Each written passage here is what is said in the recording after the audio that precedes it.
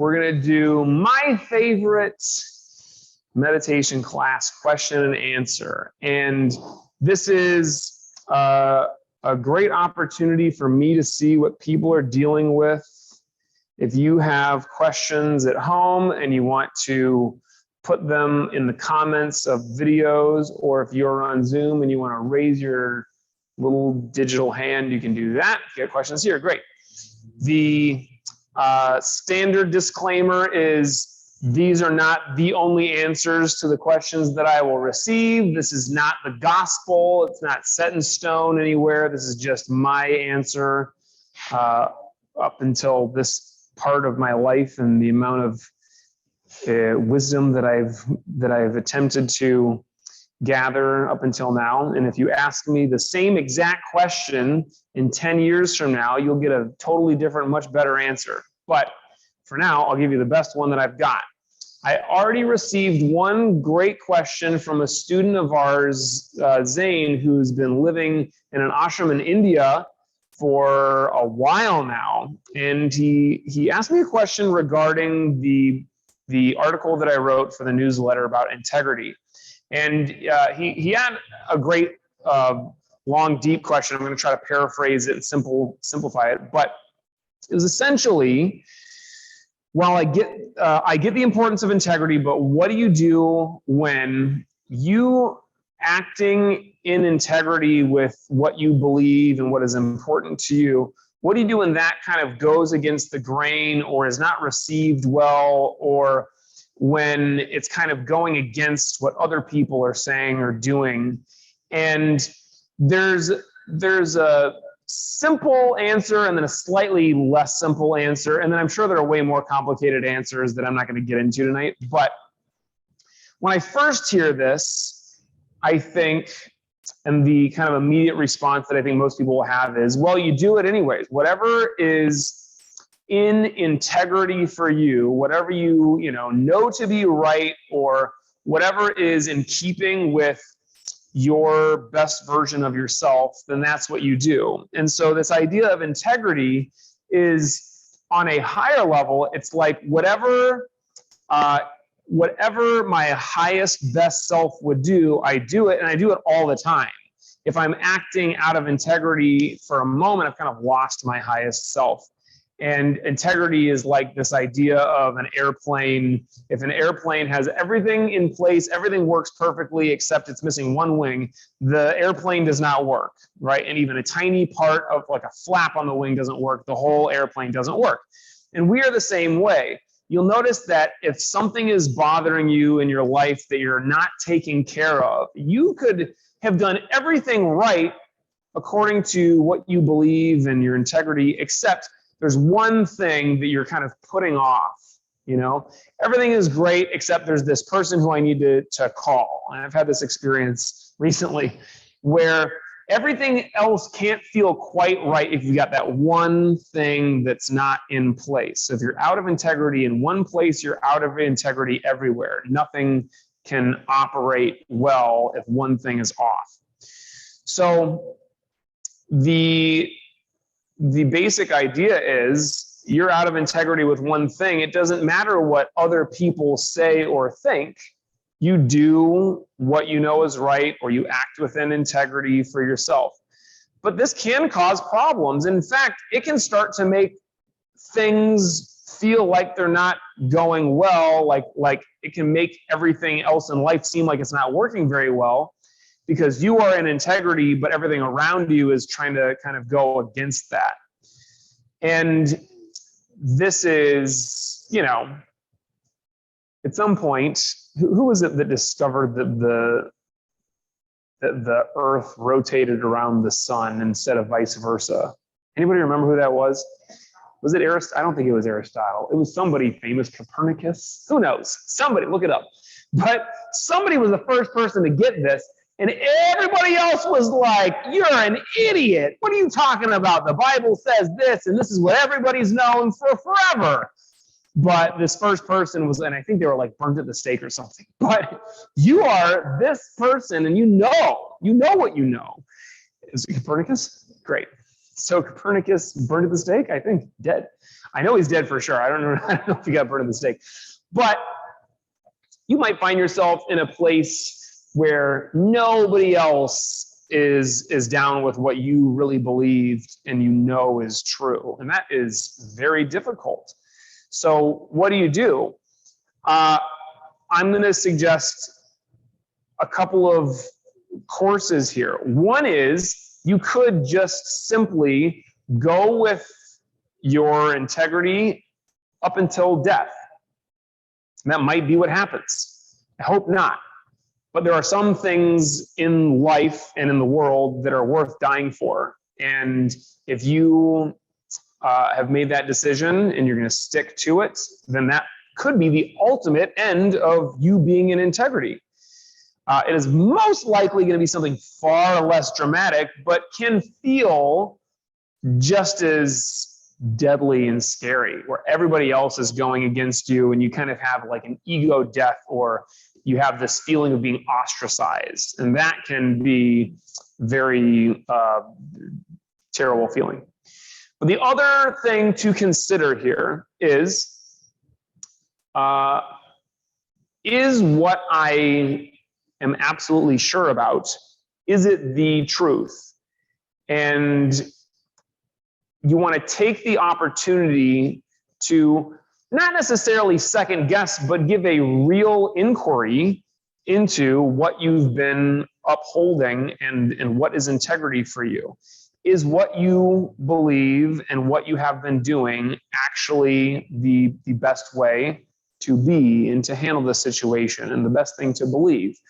And do not just change your mind because of what everybody else thinks. Use it as an opportunity for inquiry. You think, okay, this person thinks this, I think the opposite. Is it possible that this person is right? Is it possible that everybody else is right and I'm wrong? You want to at least look into that. So if you find yourself acting in integrity, being in integrity, but it's going against what other people around you believe and do, one of the first things that you should do is consider, is it possible that I'm wrong? Is it possible that what I feel is being in integrity actually isn't, and there's some higher thing to do? And then sometimes you will discover that, yep, I'm right, this is actually it. And sometimes you'll discover, wait a minute, there's a better way. And it might not be what everybody else thinks, but it could be something in between, or it could be something even totally different and totally outside of the box. So those are my two answers for you tonight, Zane. Other question. Is somebody typing something to me right now? No? You got one? Go ahead, sir. You just described a situation, one thing is not right.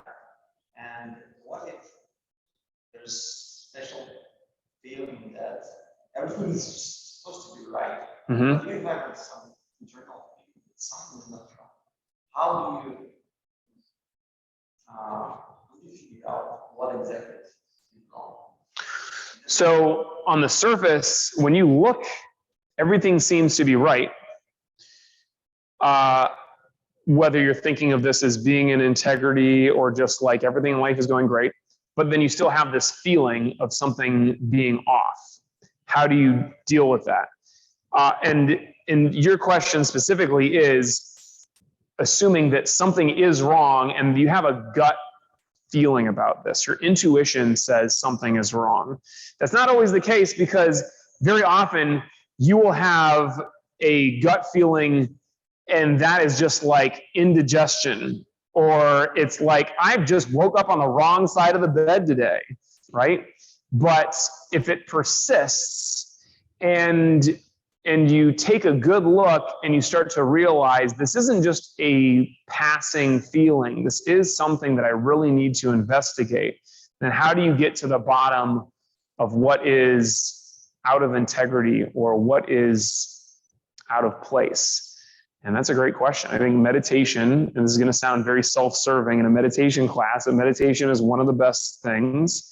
You will often notice that when you sit in silence, the things that are bothering you the most will come up in meditation. Often the thoughts that you have the most often are the things that you need to deal with. So sometimes just sitting in silence, it will bubble up to the surface. It will show up. And it's going to be tricky because very often what we do is we have a feeling, it's something going on and it's just out of reach for us, but then we start to guess. And your guessing or your logical brain is not always going to be able to figure it out. Oftentimes it will, but not always. So be careful and make sure that you're not just sitting there, especially in meditation, just guessing what's wrong, because your mind in meditation is going to want to give you any excuse to think about anything. So it will turn indigestion into something very, very important and very serious that you have to sit there and think about instead of meditating. But what I'm talking about is kind of the opposite. I have a feeling and I sit and meditate and I let go of thoughts, but if something continues to come up, I can recognize this. You start that in meditation, you start to get this awareness, this inner awareness of the thoughts that continue to come. And then throughout your day, you'll start to recognize these thoughts. So if it is bothering you constantly throughout your day, then that is a way to look at it. Just oftentimes we are unaware of the thought, and it's sometimes will start as a feeling. It's a physical feeling in your body. And then you start to try to make sense of that and you think about what is this thing. But very often, this feeling that you have actually comes from a thought that you're having. You have a thought, you have a persistent something that keeps going, and that gives you the feeling. But this thing is almost so persistent or so, it's like always in the background that you don't even recognize it. You're just getting the feeling from it. So this is one way to go about this, is through meditation and seeking some quiet and stillness and see what comes up from that. It's not always going to work. But the more you let go of extra thoughts, the more you'll be able to zero in on what's causing this feeling, this unease. And back to what I said in the beginning, sometimes it will just disappear by itself. The feeling will just go. There's another way of dealing with a physical feeling, which is you get this feeling of being nervous. And you know what being nervous feels like in your body, right? You feel this. And you start to make sense of it. And you say to yourself, I'm nervous. But let's say if it's something that is persisting and you need to pay attention to it, it's something that you need to deal with it, then you need to recognize that and deal with it. But it could just be, I'm nervous right before an important event. I've got a test or I've got a speech to give or whatever, and you start to feel nervous. You can say to yourself, this is excitement. This is not me being nervous. This is me being excited. And that little shift can make the feeling give you energy rather than taking it away from you. So that's a different way of dealing with the feeling.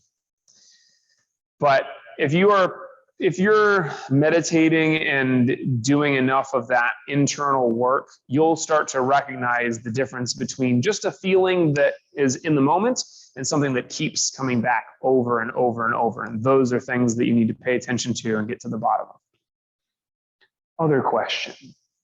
I'm going to go over here and make sure that nobody wrote anything to me. Nope, nobody wrote anything to me. But you can.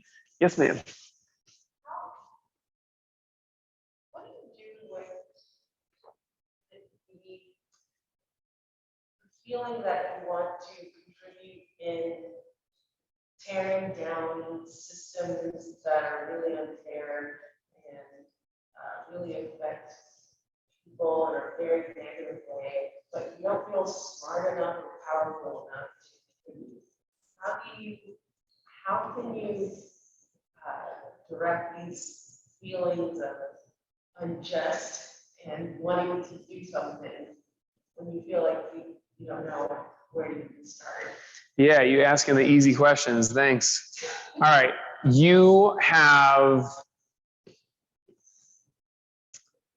it's a feeling of things are unjust, but it's like, it's very obvious. This is not a fleeting feeling. This is not even necessarily something that you just have a feeling about. This is something that you know to be unjust, and it will make you feel a certain way, but it's beyond feeling. It's like, I know that there is something that needs to be done.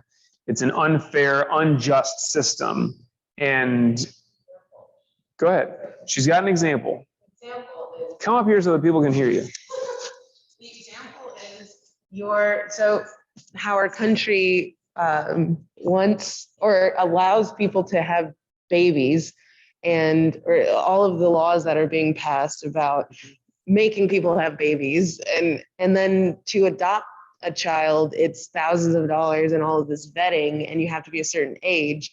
Why can't you just if we can freely have babies, why can't we just freely adopt children? And the fact that is in place makes me really angry. And how would you even fight something like that? Yes, okay. So we're getting right into it. So that is an example, and I could try to use that, but I also don't feel. Yeah, I will say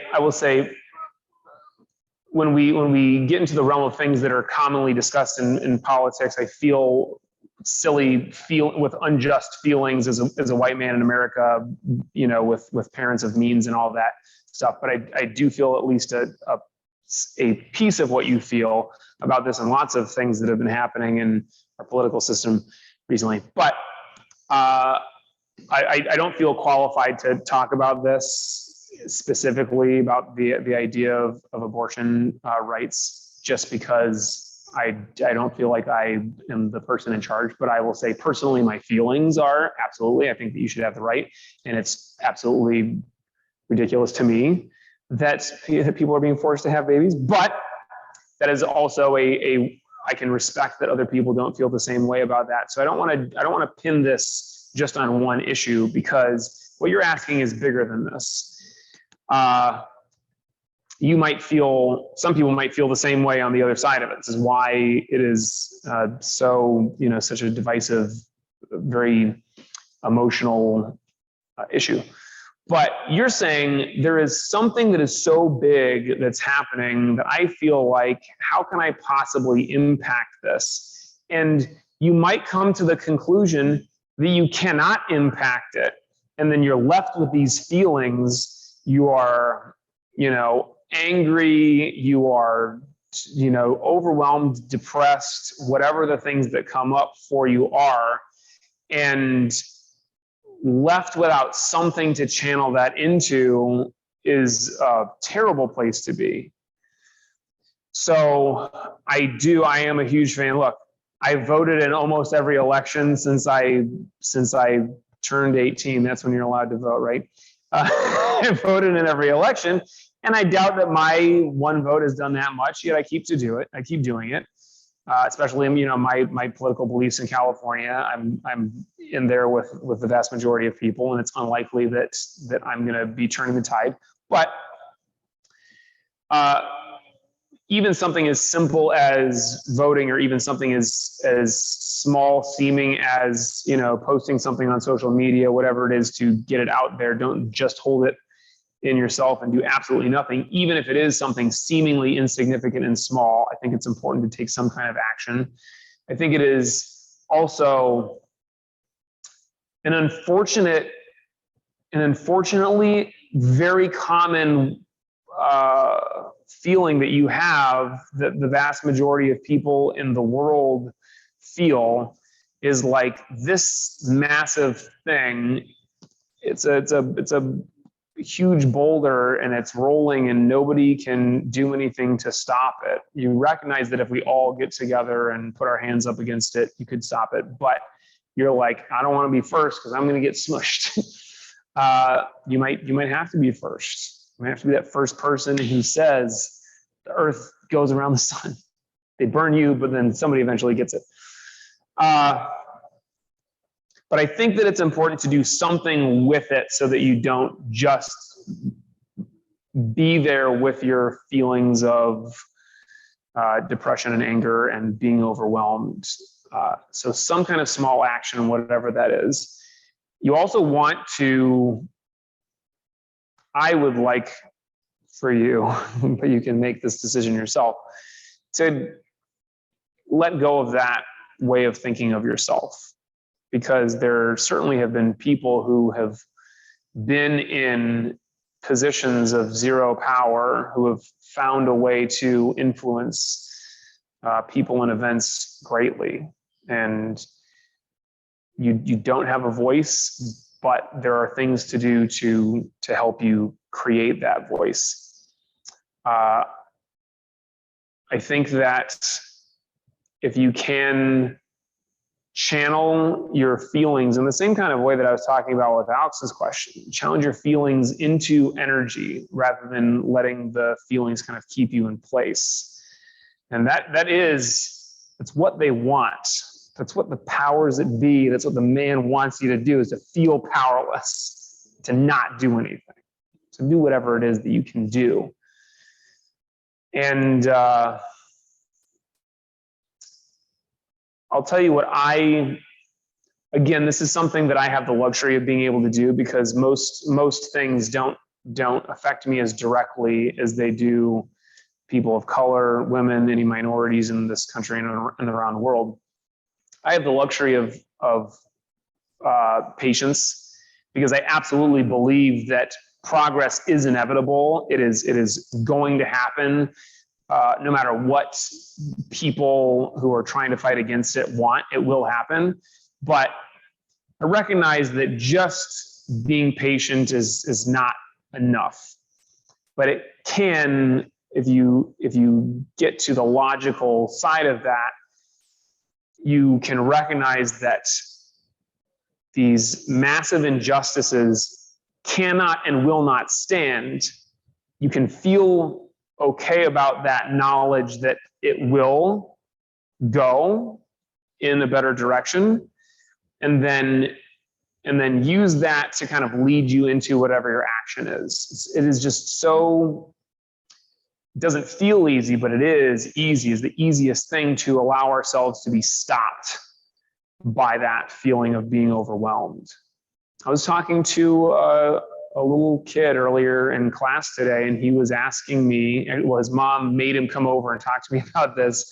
She's like, he's feeling like he has no confidence lately. You know, he's so confident when he's here in the dojo, but then outside, he's kind of like afraid to try things and to do things. And I sat down next to him and I talked to him, I listened to him. And one of the things that we arrived at is the difference between a martial artist and a normal person is a martial artist also feels scared or feels overwhelmed or however it is that you feel. While I would love for you to have control over your emotions and to be able to, you know, make them healthy and useful, sometimes it's not. Sometimes it is just a feeling, and that's just the way that it is. But the difference between a martial artist or a person who has self-mastery, the difference between that person and a regular person is you don't get stopped by your emotions. Your emotions will oftentimes try to keep you stuck. And very often we just end up in this inescapable feeling, downward spiral that's just sucking you down and keeping you stuck. But action takes you out of that. The simple act of, you know, you're feeling depressed, the last thing you want to do is put on your shoes and go for a walk, but you do that and you take the first step, and that starts to fight against it. You might be depressed the entire time you're walking, but you're not letting it stop you from walking. And this is, I think, all that any of us can do, given some situations we'll find ourselves in life, is the emotion is going to be there. The feeling is going to be there. All you can do is get out and start doing something and not allow that emotion to stop you. So a related, a kind of tangential idea with this that I've talked about in the past is like we all experience fear. And if we act from fear, kind of similar to what I'm talking about now, a lack of action because of fear or because of how we feel, then that emotion has control over us, or fear is in charge of us. We got to remember that fear is an emotion that we have, and we are able to, through meditation and other practices, we're able to separate ourselves from that. And we can see ourselves as this entity that is feeling afraid, but we recognize that that is not us on a deep level. We are the thing that is looking at the fear, but we can also separate ourselves from that and still act and still, just allow it to flow. You might be afraid every day of your life, and you can choose to stay inside, or you can choose to go out and do something anyways. Likely that action will help it to dissipate. But even if it doesn't, okay, you're still getting stuff done. And you can possibly feel proud about that, or feel like crap still, but just keep doing it, keep going. And at the end of the day, you'll look back on what you have done in life, and you will either feel like you have been stuck and in inaction from fear, or whatever the other feelings that you have are. But you can also just look back at the things that you have done, the actions that you have taken in the face of that. That's what we say courage is. Courage is not an absence of fear. It is fear, and then you act in the face of it. So this is what is required of us at a very great level, when there's so much arrayed against you, and there's such a huge system and injustice that is so massive that sometimes all you can do is keep having those feelings and act anyway, in whatever small way that you can. But a small action gives you momentum, right? You get enough momentum going, and then you get enough people in that momentum. Now you got something to counteract the momentum of this boulder that was going down. You've got enough to meet it and then eventually push it back up. So I see that we are very close to being out of time. So we'll leave it on that somewhat positive note. And recognize that kind of a common theme of this has been around feelings, right? The idea behind integrity is it is a tool, a way of thinking of ourselves and our actions in our life that can help to separate us from our emotions, right? So when something is out of integrity, you can feel a certain way about it. And when something is not going right with yourself or with the world, you feel a certain way about it. But if you are the mechanic working on an airplane, and you start looking over the airplane and you see that this flap is broken, you can have an emotional reaction to that. Maybe you're having a bad day and you're like, one more thing. This is the last thing that I need, is this stupid flap to be broken. You can have whatever kind of emotional response you want. But at the end of the day, to get your job done, you've just got to do the work. And you could be pissed off working on that flap the entire time, or you can see the flap and be like, broken flap. Fix, that's it. I will suggest to you strongly that the ability to separate yourself and not take things personally is usually a more empowering way to get at what needs to get done. You walk through your living room at home and you see a crumpled up piece of trash, and you can start to have an emotional response about it. And that will make it take way longer to fix. It will cause all kinds of angst and sap your energy. Or you can just pick it up and throw it away and not think about it anymore. That's it, it's done. So when something is out of integrity and you look at it through the lens of integrity, you can let the emotions go, or at least not let them bother you, because this is essentially it's a logistical issue.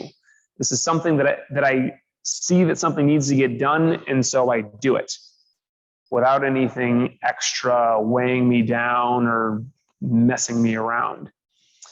In meditation, which we will do in about 1 minute, on some level, this is a matter of integrity, right? You're sitting and you've decided that what I'm going to do right now is sit and let go of thoughts. And yet, a thought comes into my brain, and I can use that as an opportunity to get angry or get overwhelmed or whatever it is that I have as an emotional response. But I can also just label it thought and let it go without judgment of myself, without allowing that thought to start to take over, take root, turn into an emotional roller coaster. So as we sit, let's practice doing that. Being in integrity can be a moment by moment, just setting things right. You have a thought, you bring it back to the breath. You have another thought, you bring it back to the breath. And this ability to separate ourselves from the emotional response, whatever it is, and to view things from miles up in the sky is very useful. So let's do that now. Sit comfortably.